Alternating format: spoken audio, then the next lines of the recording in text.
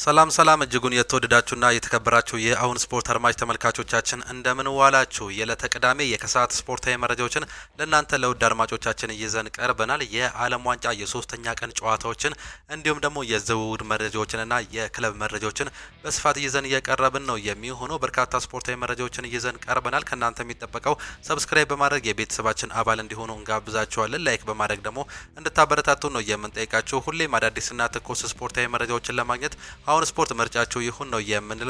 እኛ ቀጥታ ወደ ፕሮግራሞቻችን አለፈን። የዓለም ዋንጫ መረጃዎችን በማስቀደም እንጀምር። የዓለም ዋንጫ ጨዋታዎች የሶስተኛ ቀን መርሃ ግብር ዛሬ የሚደረጉ ይሆናሉ። ዓለም ዋንጫው በዛሬው ዕለት ሲቀጥል በ11 ሰዓታቶች ውስጥ አራት ጨዋታዎችም ይደረጋሉ። የዕለቱ መርሃ ግብር ኳታር ከስዊዘርላንድ ጋር በሚያደርጉ ጨዋታ የሚጀምር ይሆናል። ቀጥሎ የውድድሩ የምንጊዜም ስኬታማ ሀገር ብራዚል ከሞሮኮ ጋር የሚፋለሙበት የምሽት የሌሊት 7 ሰዓት ጨዋታ ይጠበቃል። ባለፈው የዓለም ዋንጫ ውድድር የግማሽ ፍጻሜ ተፋላሚ የነበረችው አፍሪካዊቷ ሀገር ሞሮኮ አሁንም ጥሩ የተባለ ስብስብ ይዛ መቅረብ ችላለች። ካርሎ አንቸሎቲ በሰበሰባቸው ቪኒሲየስ ጁኒየር፣ ራፊኒያ እንዲሁም ደግሞ ኔይማር ጁኒየር የመሳሰሉ ኮከቦችንም ይዟል። ኔይማር በጉዳት ምክንያት የመጀመሪያው የዓለም ዋንጫ ጨዋታ እያመልጧለም ነው እየተባለም የሚገኘው። የብራዚል ብሔራዊ ቡድን ከያዘው ስብስብ አንጻር በዚህ ዓለም ዋንጫ ጥሩ የሚባል ጉዞ ሊያደርግ እንደሚችል ቅድሚያ ግምቶች እየወጡም ይገኛሉ። ከ28 ዓመታት በኋላ ዓለም ዋንጫ የተመለሰችው ስኮትላንድ በበኩሏ ትልቅ ዝና ባለው ደጋፊዎቿ ታጅባ ሃይቲን የምትገጥም ነው የሚሆነው። ሌሊት ላይ ስኮትላንድ በምሽቱ ጨዋታ የሆድ ህመም ያጋጠመው ስኮት ማክቶሚናይ ወደ ሙሉ ጤናው እንዲመለስ ተስፋም እያደረገችም ነው የምትገኘው። ያለፈው ዓመት የሴሪያ የዓመቱ ምርጥ ተጫዋች ማክቶሚናይ በዓለም ዋንጫው ለስኮትላንድ እጅግ አስፈላጊው ተጫዋች ሆኖ ይጠበቃል። የዕለቱ የዓለም ዋንጫ ጥሎ ማለፍ እንዲሁ የመቀላቀል እድል ባገኙት አውስትራሊያ እንዲሁም ደግሞ ቱርክ መካከል የሚደረግም ነው የሚሆነው። ብራዚልን አንፈራም ሲሉም ይናገራሉ። አዲሱ የሞሮኮ ብሔራዊ ቡድን አሰልጣኝ መሐመድ ዋህቢ ቡድኑ በከፍተኛ የራስ መተማመን ላይ እንደሚገኝም ነው የገለጹት። በራሳችን ሙሉ እምነት አለን የሚሉት አሰልጣኙ ሞሮኮ ከ4 ዓመት በፊት ግማሽ ፍጻሜ ደርሳ እንደነበረም አስታውሷል። የብራዚልን ታክቲክ እንደሚያውቁት የገለጹት መሐመድ ዋህቢ እንዲሁ የአንቸሎቲን ሁሉንም መጽሐፍ አንብብ ያለው በዚህም ሚስጥሩን አውቃለሁ ሲሉም እንዲሁ መናገራቸውንም ሰምተናል። አሰልጣኙ ለብሔራዊ ቡድን ያላቸውን ክብር በገለጹበት ንግግር ለብራዚል ብሔራዊ ቡድን ክብር አለን ነገር ግን አንፈራቸውም ሲሉም ነው የተናገሩት። የሁለቱ ብሔራዊ ቡድኖች ጨዋታ ዛሬ ሌሊት ሲደረግ ሙሉ 80 ሺህ ትኬቶች ተሽጠው ማለቃቸው መረጃዎችም በስፋትም ያመላክቱናል። ሌላኛው እዚህ ያለነው ታሪክ ለመቀየር እንዲሁም ሻምፒዮን ለመሆን ነው ሲልም ይናገራል። የብራዚሉ ኮከብ ቪኒሲየስ ጁኒየር ከሞሮኮ ጋር ከሚያደርጉት ጨዋታ በፊት ባደረገው ንግግር እዚህ ያለነው ታሪክ ለመቀየር ነው ሲልም ይናገራል። ተጫዋቹ አክሎም ብራዚል በሚገባት የታላቅነት ደረጃ ላይ እንድትገኝ እንቀጥላለን የሚል አስተያየትንም የሰጠ ሲሆን ለዚህም ለረጅም ጊዜ ጠንካራ ዝግጅት ማድረጋችን የገለጸው ይሁ ተጫዋች ቪኒሲየስ ጁኒየር መላው የብራዚል ደጋፊ ሊደግፈን እንዲሁም ደግሞ ላበረታታንም ይገባል ሲልም ይናገራል። ስለ ቡድኑ አጋሩ ኔይማር ያነሳው ቪኒሲየስ ከኔይማር ጋር ብዙ ነገሮችን ተምሬያለሁ፣ እሱ አርአያችን ነው፣ በቶሎ ወደ ሜዳ እንዲመለስም እመኛለሁ ሲል መናገሩንም ሰማን። ሌላኛው ቱርክ ልምድ እየላተምና ጫና አለባቸው ሲልም ይናገራል። አስተያየቱ ያስቃል፣ ሜዳ ላይ እናያለን ሲልም በተቃራኒ የተናገረውም ሀሳብ ነው። ከምሽቱ ተጠባቂ የዓለም ዋንጫ ጨዋታ በፊት የቱርክ እንዲሁም የአውስትራሊያ ተጫዋቾች ቃላትም እንዲሁ ተለዋውጧል። የአውስትራሊያው ተጫዋች ሜሎስ ዴጌኔግ ቱርክ ከ2002 በኋላ በዓለም ዋንጫው ሳትሳተፍም ከፍተኛ ጫናም አለባት ሲልም ይገልጻል። አክሎም የነሱ 26 ተጫዋቾች ውድድሩን አያውቁትም፣ እኛ ደግሞ 9 ተጫዋቾች የውድድሩ ልምድ አላቸው፣ ስለዚህ የተሻለ ልምድ አለን ሲሉ የተናገሩ ሲሆን የቱርኩ ተጫዋች እንዲሁ ሲናገር በበኩሉ እኛ ጫና ውስጥ ለመጣል አስቂኝ አስተያየት ነው የሰጡት ሲል መናገሩንም ነው እንዲሁ መስማትም የቻልነው። ንግግራቸውን እንደ ቀልድ ነው የምወስደው፣ እኛም አያውቁንም ሲል ጨምሮ መናገሩን የቱርኩ ተጫዋች ተናግሯል። ሀካን ቻናናግሮም በበኩሉ እንግዲህ ሁሉንም ተጋጣሚ እናከብራለን፣ ነገር ግን አቅማችን እናውቃለን፣ ልምድ እንደሌለን ማሰባቸው ጥሩ ነው፣ ለኛ ይጠቅምናል ሲል እየተናገረ ሲሆን እኛ እናውቃቸዋለን፣ ነገር ግን ያውቁናል፣ ማንንም አሳንሰን አናይም፣ ነገራችን ህልማችን ትልቅ ነው ሲልም መናገሩንም ነው የሰማ ነው። ፖቼቲኖም ይናገራል። ለትራምፕ ዋንጫውን ማሸነፍ እንችላለን ብየዋለሁ ሲልም ይናገራሉ። የአሜሪካው ፕሬዝዳንት ዶናልድ ትራምፕ ሀገሪቱ የዓለም ዋንጫ ማሸነፍ ትችል እንደሆነ አሰልጣኙን ጠይቀዋል። የብሔራዊ ቡድኑ አሰልጣኝ ማሴሪሲዮ ፖቼቲኖ ትራምፕ ዓለም ዋንጫን ማሸነፍ እንችላለን ብዬ ጠይቆኛል፣ ይህንንም አዎ ብዬ መልሼለታለሁ ሲሉ አሰልጣኝ ማሪሲዮ ፖቼቲኖ ተናግሯል። አሜሪካ በመክፈቻ ጨዋታው ፓራጓይን በሌሊቱ ጨዋታ 4-1 በሆነ በሰፊ ውጤት አጀማመሯን ማሳመሯ የምናውቀውም ጉዳይ ነው። ሌላኛው እንግሊዝ እንግዲህ ዝርፊያ እንደተፈጸመባት ተገልጾም ነበር። በአሰልጣኝ ቶማስ ቱዌል የሚመራው የእንግሊዝ ብሔራዊ ቡድን የዝርፊያ ሙከራ እንደተደረገበት የሀገሪቱ መገናኛ ብዙሃን አስነብበውም ነበር። ቡድኑ በተደረገበትም ዝርፊያ የተጫዋቾች ጫማ፣ የልምምድ እቃዎች፣ የአሰልጣኝ ቡድን አባላት እቃዎች፣ ይፋዊ የውድድር ኳሶች፣ የጨዋታ ቀን ልብሶች በዝርፊያው ከመኪና ላይ እንደተወሰደባቸው ገልጾም ነበር። የእንግሊዝ ብሔራዊ ቡድን ጉዳዩን አስመልክቶ ከሚመለከታቸው የፖሊስ አካላት ጋር እየሰራ እንደሚገኝ ገልጾም ነበር። ጉዳዩ ከሚመለከታቸው የካንሳስ ፖሊስ በበኩሉ 2 ግለሰቦችን እንዲሁ ቁጥጥር ላይ አድርጎ እንደነበር የሚታወቀ ጉዳይ ነው። በስተመጨረሻም ግን እንደተገኘ ነው መረጃዎች እያሳዩም የሚገኙት። እንደሰማነው ከሆነም እንግዲህ የእንግሊዝ ብሔራዊ ቡድን ተጫዋቾች እንዲሁም አሰልጣኝ አባላት መገልገያዎች እንደተዘረፉ የተገለጸ ሲሆን አሁን ላይ የብሔራዊ ቡድኑ ተጫዋቾች የተዘረፈባቸው ንብረት መልሰው ማግኘታቸውም ተዘግቧል። የቡድኑ ቁሳቁስ የዘረፈው ገና ወደ ማረፊያ ሆቴል ሳይገባ መኪና ከቆመበት መሆኑም ነው የተገለጸው። የካንሳስ ሲቲ ፖሊስ እንግዲህ በዝርፊያው የጠረጠራቸው 2 ግለሰቦችን ይዞ የመረመረ ሲሆን እንዲሁ እንደተገኘ መረጃዎችም በስፋትም በአሁኑ ሰዓት ላይ እያመላከቱን ይገኛሉ። ጂያኒ ኢንፋንቲኖ ቅሬታም ቀርቦባቸዋል። የፊፋው ፕሬዚዳንት ጂያኒ ኢንፋንቲኖ ስለ ጣሊያን በሰጡት አስተያየት ምክንያት ተቃውሞ ነው የገጠማቸው። ጂያኒ ኢንፋንቲኖ እንግዲህ የዓለም ዋንጫ ተሳታፊ ሀገራትን ቁጥር ወደ 64 ለማሳደግ ስላላቸው ሀሳብ ተጠይቀውም ነበር። ጂያኒ ኢንፋንቲኖ በምላሻቸውም እየተወያየንበት ነው፣ ምናልባትም ጣሊያን ያንን ጊዜ ታልፍ ይሆናል ሲሉ ገልጸውም ነበር። አክሎም ምናልባትም ጣሊያን ያንን እንድታሳካ 208 ልንደርስም እንችላለን ሲሉ ሀሳብ መስጠታቸው ተገልጾም ነበር። የጣሊያን ስፖርት ሚኒስቴር በበኩላቸው የጂያኒ ኢንፋንቲኖ ቀል ግራ አጋብቶኛል፣ ችላ አልለውም ሲሉም እንዲሁ ተናግሯል። አያይዞም ማብራሪያ ለመጠየቅ የፕሬዝዳንት ጂያኒ ኢንፋንቲኖ እጅ ስልክ ላይ ደውላለሁ ሲሉ መናገራቸውንም ነው እየሰማንም የምንገኘው። እነዚህ እንግዲህ የዓለም ዋንጫ መረጃዎቻችንም ናቸው።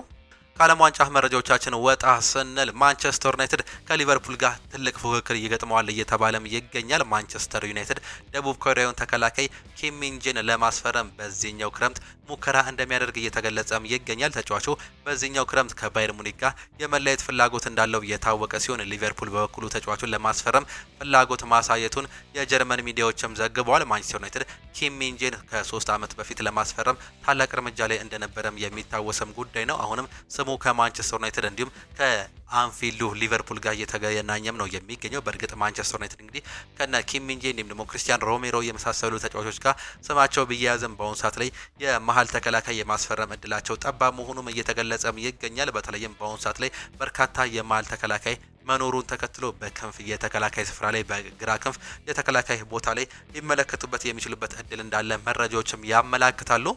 ማንቸስተር ዩናይትድ ዋናኛ ኢላማቸው የነበረውን ኤሊዮት አንደርሰንን ማጣት ካጋጠማቸው በኋላ በዚህ ክረምት ለሌሎች 2 አማካዮች ከ100 ሚሊዮን ፓውንድ በላይ ለማውጣት ተዘጋጅተዋል ይለናል። ሌላኛው የሰበር መረጃ ማንቸስተር ዩናይትድ ሊሳኩ የሚችሉ 3 ተጫዋቾች ስም ዝርዝርም አዘጋጅተዋል። ካርሎስ ባሌባ ክለቡን ለመልቀቅ ፍላጎት አለው። እንዲሁም ደግሞ ስኮት ማለትም አሌክስ ስኮት የኮንትራቱን መጨረሻ 2 ዓመታት ላይ ይገኛል። ሌላኛው ማቲያስ ፈርናንዴዝ ነው። እሱም ዌስትሃም ከፕሪሚየር ሊጉ ከወረደ በኋላ የክለቡ ውድ ንብረትም ተደርጎም ይወሰዳል። ማንቸስተር ዩናይትድ አስቀድሞ ከአታላንታ ጋር ከኤደርሰን 35 ሚሊዮን ፓውንድ ስምምነት ላይ የደረሰ ሲሆን ቢያንስ አንድ ተጨማሪ ተጫዋች ለማስፈረምም አቅደዋል። በቡድኑ ውስጥ እየታገለ የሚገኘው ማኑኤል ኡጋርቴ የሚሸጡ ከሆነ 3ኛ አማካይ ሊያስፈርሙም ይችላሉ። ሆኖም ግን አሰልጣኝ ማይክል ካሪክ ተጫዋቹን በትዕግስት የመያዝ አካሄድ በመጠቀም በቡድኑ ውስጥ ለማቆየት ዝግጅት እንዳላቸው ሳሙኤል ሉኸርስት እያስነበበም ነው የሚገኘው። የዝውውር ክፍያዎቹ የፋይናንስ በጀት ጠብቆ ለመያዝ እንዲቻል በተከፋፈለ ለክፍያ የሚፈጸም መሆኑ ነው እየተገለጸ የሚገኘው። በአሁኑ ሰዓት ላይ ካርሎስ ባሌባ እንዲሁም ደግሞ አሌክስ ስኮትና 3ኛው ተጫዋች በተለይም ምናልባትም የቲሙ ወሳኝ የመሀል ሜዳ ተጫዋች ሆኖ ይጠበቃል የሚባለው ማቲያስ ፈርናንዴዝ እነዚህ ዝውውሮች ሊሳኩበት የሚችሉበት እድል በማንቸስተር ዩናይትድ ቤት የተገለጸ ሲሆን ሙንዶ ዲፖርቲቮ እንዳስነበበው ከሆነ ማንቸስተር ዩናይትድ ከማቲያስ ፈርናንዴዝ ፊርማ በኋላ የካሴ ተተኪ የሚሆን የተከላካይ አማካይ ማስፈረም ይፈልጋሉ። በዚህም የባርሳውን ማርክ ካሳዶን እየተከታተለ እንደሚገኝ ከስፔን የወጡ መረጃዎችም ያሳያሉ። ማርክ ካሳዶ በአሁኑ ሰዓት ላይ በባርሴሎና ቤት ጥሩ እንቅስቃሴ ቢያደርግም እንግዲህ ቤስት 11 ውስጥ የመግባት እድል መጥበቡን ተከትሎ ወደ ሌሎች ክለቦች እያማተረም ይገኛል የሚል መረጃ ሙንዶ ዲፖርቲቮ ያወጣው መረጃ ነው። ዴይሊ ሜል ያስነበበን ደግሞ ማንቸስተር ዩናይትድ እንዲሁም ማንቸስተር ሲቲና ባየር ሙኒክ ጃራል ብሬዝዋይትን በቅርበት እየተከታተሉም ይገኛሉ። ነገር ግን ማንኛውም ዝውውር የሚወሰነው ተጫዋቹ ከክለባቸው በሚያደርገው ስንብት ላይ ይወሰናል። ኤቨርተን ለተጫዋቹ ከ70 ሚሊዮን ፓውንድ በላይ ይፈልጋል። ለዚህ ተጫዋች ከዚህ በፊት ማንቸስተር ዩናይትድ በተለይም በአሰልጣኝ ኤሪክ ቴን ሃግ ዘመን ይህ ተጫዋች እጅግ ተፈላጊ ተጫዋች እንደነበር እናስታውሳለን። የማርኮስ ራሽፎርድ የወደፊት እጣ ፈንታ በድጋሚ እርግጠኛ ባልሆነበት በዚህ ጊዜ በዓለም ዋንጫው ላይ ራሱን ለማሳየት ትልቅ እድልም አግኝቷል። ተጫዋቹ ካለበት ሁኔታ አንጻር ራሽፎርድን ማስፈረም የሚፈልግ የትኛውም ክለብ የደሞዝ ክፍያው ትልቅ ስጋት የሚሆንበትም ይመስላል። ማንቸስተር ዩናይትድ የዝውውር ዋጋ ይከፍላሉ፣ በተጨማሪም የእሱ ከፍተኛ ደሞዝም አለ ሲል አለን ሺረርም ይናገራል። ስለዚህ ተጫዋቹን ለመውሰድ የሚፈልግ የትኛውም አካል ሊሰሩ የሚገባቸው ብዙ የቤት ስራዎች ያሉባቸው ይመስለኛል። እንዲሁም ደግሞ ተጫዋቹን ራሱም ለማሳየት ደግሞ ትልቅ እድል እንዳገኘም ነው የማምነው ሲል መናገሩንም ሰማን። የአርሰናል መረጃዎቻችንን ስንመለከት ደግሞ አርሰናል ዞሊስን ከሞርጋን ሮጀርስ ምትክ አድርጎ አይመለከተውም እየተባለም ይገኛል። ይልቁንም በቡድኑ ውስጥ ያለው የማጥቃት ጥንካሬ እንዲሁም ጥልቀት ለማጠናከር አዲስ ተጨማሪ ተጫዋች ተደርጎ ይወሰዳል ሲል ቶም ኮሊ ዘሰን ላይ ያስነበበው መረጃም ያሳያል። ሞርጋን ሮጀርስ እንዲሁም ደግሞ ሮጀርስ ከጊብስ ዋይት ዋና ኢላማ ተደርገውም የሚቆጠሩ ሁለቱም ተጫዋቾች ናቸው። አንድሪያ በርታ በተመሳሳይ ጊዜ በርካታ ስምምነቶች ላይ መስራቱን እየቀጠለም ይገኛል። ዞሊንክስ በአሁኑ ሰዓት ላይ የአጥቂ መስመሩን በተለይም ቪክተር ዮኮረሽ ጋር ያለውን እንቅስቃሴ ከፍ ለማድረግም ይሞክራል። በዛ ቦታ ላይ ሁለት ሁነኛ የአጥቂ ስፍራ ቦታዎችን ተጫዋቾችን እየፈለገ ሲገኝ ይህም ስም የተያዘበት ዋነኛ ምክንያት ነው ሲል የገለጸ ሲሆን ሞርጋን ሮጀርስ እንዲሁም ደግሞ ሞርጋን ጊብስ ዋይት ደግሞ በአርሰናል ራዳር ውስጥ የሚገኙ የ10 ቁጥር እንዲሁም ደግሞ የግራ ክንፍ የአጥቂ ስፍራ ተጫዋቾች መሆናቸው መረጃዎችም ያሳዩናል። አርሰናል የ18 ዓመቱን አማካይ አዩብ ባዲን ለማስፈረም ላለፉት በርካታ ወራት በንቃት ሲሰራም ቆይቷል። ክለቡ ለቦአዲ በፕሮጀክታቸው ውስጥ ጠቃሚ ተጫዋች እንዲሆን በግልጽ አሳውቆታል። ተጫዋቹም ወደ አርሰናል የመቀላቀል እድሉ በአዎንታዊ መልኩ እየታየም ይገኛል ሲል እንዲሁ እየተገለጸም ይገኛል። ለቦአዲ 70 ሚሊዮን ዩሮ አካባቢ ይጠየቃል። ሆኖም አርሰናል ከክለቡ ፕሬዝዳንት ጋር እንዲሁ ያለው ጥሩ ግንኙነት ድርድሩን ሊያቀላጥፍ እንደሚችልም ይታመናል። በተጨማሪም ከተጫዋቹ ፈላጊዎች ጋር የሆነው የፒኤስጂ ከአርሰናል በተለየ በተመሳሳይ ሊግ ውስጥ ቀጥተኛ ተፎካካሪ መሆን ሊልን በውሳኔ ላይ ተጽዕኖ ሊያሳድር እንደሚችል ነው የተገለጸው። አርሰናል ከዓለም ዋንጫው በኋላ ከአዩብ ባዲ ጋር ተጨማሪ ውይይቶችን ጠንክሮ ተያይዞም ይቀጥላል። ሚኬል አርቴታም በዚህ ውይይቶች ውስጥ የበለጠ ተሳትፎ እንደሚያደርግ ነው መረጃዎች በስፋትም የሚያመላክቱት። አታላንታ ኢንተር ሚላን ለማርኮ ፓሌስትራ ያቀረበውን የ40 ሚሊዮን ዩሮ ጥያቄ ውድቅ ማድረጉን ተከትሎ ማንቸስተር ሲቲ ከኢንተር ሚላን የተሻለ ጥያቄ ለማቅረብ በዝግጅት ላይ መሆኑን እንዲሁ ቱቶ አትላንታ እያስነበበም ይገኛል። ማርኮ ፓሌስትራ በአሁኑ ሰዓት ላይ በትላልቅ ክለቦች እንዲሁ እየታደነም ይገኛል። በተለይም ማንቸስተር ሲቲ የተከላካይ ስፍራቸውን ለማጠናከር ሲሉ እንደዚህ አይነት ተጫዋቾችን ይመለከታሉ። የጆን ስቶንስ መልቀቅን እንዲሁም የናታን አኬ የመልቀቅ እድል ሰፊ መሆኑን ተከትሎ ይህን ተጫዋች የግላቸው ለማድረግ ብዙ ፈተናዎች ይጠብቃቸዋል ተብሎ ይጠበቃል። ይህንንም እድል ለመጠቀም ይሞክራሉ ተብሎ እንደሚገለጽ መረጃዎችም ያሳዩናል። ጁቬንቱስ ከአንድ ወር በፊት ስለ ቲጃኒ ራይንደርስ ሁኔታ ማንቸስተር ሲቲን ጠይቆ እንደነበር ነው ኒኮላ ሼራ እያስነበበም የሚገኘው። ይህ ተጫዋች ከጣሊያን ከመጣ በኋላ ባለፈው አንድ አመት ውስጥ በማንቸስተር ሲቲ ቤት ቤስት 11ን ማግኘትም አልቻለም። ነገር ግን የተጫዋቹ ዋጋ 50 ሚሊዮን አካባቢ በመሆኑ እንዲሁም ተጫዋቹ ከፍተኛ ደሞዝ ተከፋይ በመሆኑ ዝውውሩን ከባድ ያደርገዋል ሲል ይሁ ዘገባ ያስነብበዋል። ፋብሪዚዮ ሮማኖም ሲገልጸው ቲጃኒ ራይንደርስ ማንቸስተር ሲቲ በክረምት ለሽያጭ ካቀረባቸው ተጫዋቾች መካከል አንደኛው መሆኑም ይገለጻል። ያአምነው እንግዲህ የኤሲ ሚላን የአመቱ ምርጥ ተጫዋች ተብሎ የተመረጠው ይሁ ተጫዋች እንግዲህ በዚህ አመት ግን በማንቸስተር ሲቲ ቤት የተጠበቀውን ያክል እንዲሁ መሄድም አልቻለም። አጀማመሩ ጥሩ ነበር በእንግሊዝ ፕሪሚየር ሊግ፣ ነገር ግን ከዛ በኋላ አቋሙ መውረዱን ተከትሎ ለሽያጭ ማቅረባቸው ማንቸስተር ሲቲም እየገለጹት የሚገኙት። ሌላኛው የሳቪኖና የኦማር ማርሙሽም ጉዳይ አሁንም ያልተጠናቀቀ መሆኑም ይገለጻል። ቶማስ ቱዌል ስለ ኒኮ ኦሬሊየም ይናገራሉ። ኒኮ ታላቅ ተጫዋች እንደሚሆን ምንም ጥርጥር የለኝም ሲሉ እየተናገሩ ሲሆን የእሱ እድገት በጣም አስገራሚ ነው። በአጭር ጊዜ ውስጥ ይህንን ያህል ተጽዕኖ ፈጣሪ መሆን እንዲሁም ሙሉ በሙሉ አዲስ ሊባል የሚችል የግራ ተመላላሽ ሚና መፍጠሩ እጅግ የሚደነቅ ነው ሲሉም ይገልጹታል። ትልቅ ተጫዋች እንደሚሆንም አምናለሁ ሲልም ይገልጻል።